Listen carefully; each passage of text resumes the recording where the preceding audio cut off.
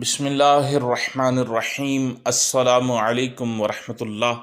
Information point کے plate form پر خوش آمدید۔ کس خوش نصیب مسلمان کے مرشد خود رسول کریم صلی اللہ علیہ وآلہ وسلم ہیں؟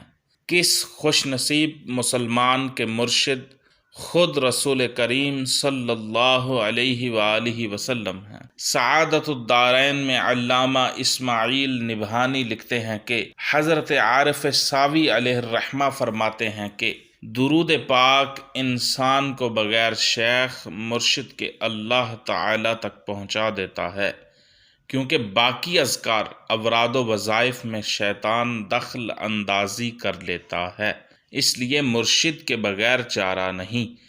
لیکن درود پاک میں مرشد خود سید دو عالم صلی اللہ علیہ وآلہ وسلم ہیں، لہٰذا شیطان دخل اندازی نہیں کر سکتا۔ یعنی جو شخص درود پاک پڑھتا ہے، کثرت سے درود پاک پڑھتا ہے، اس کے مرشد خود سید دو عالم صلی اللہ علیہ وآلہ وسلم ہیں۔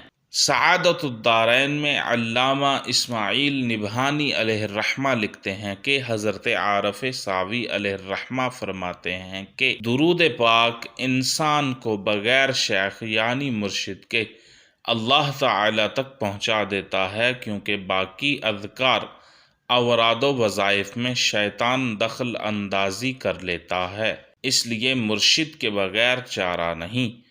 لیکن درود پاک میں مرشد خود سید دو عالم صلی اللہ علیہ وسلم ہیں، لہٰذا شیطان دخل اندازی نہیں کر سکتا۔